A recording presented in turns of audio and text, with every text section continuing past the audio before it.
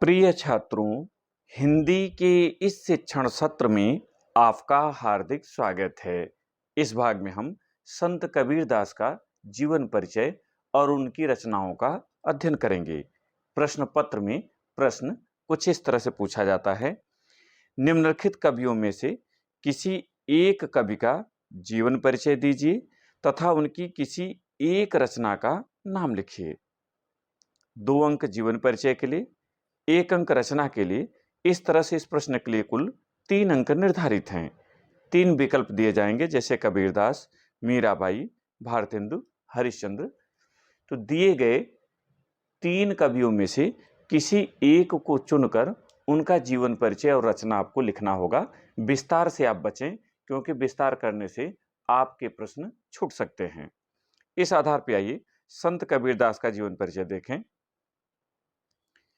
भक्ति काल के ज्ञानाश्रयी शाखा के प्रतिनिधि कवि एवं समाज सुधारक संत कबीरदास का जन्म सन 1398 ईस्वी में काशी में हुआ था।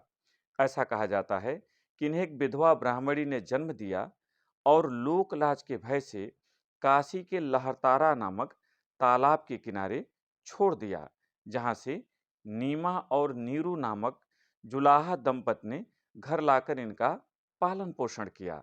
बड़े होने पर लुई नामक स्त्री से इनका विवाह हुआ, जिससे पुत्र कमाल और पुत्री कमाल उत्पन्न हुई। इनके गुरु का नाम स्वामी रामानंद था। सन 1518 ईस्वी में मगहर में इनका यह भौतिक शरीर पंचतत्व में विलीन हो गया। इस तरह से आप जीवन परिचय लिखें और रचना में केवल इतना लिखें। रचना या कृतियां जो भी पूछा जाएगा वही आप हेडिंग डालेंगे, रचनाएं या कृतियां। केवल इतना लिखना है।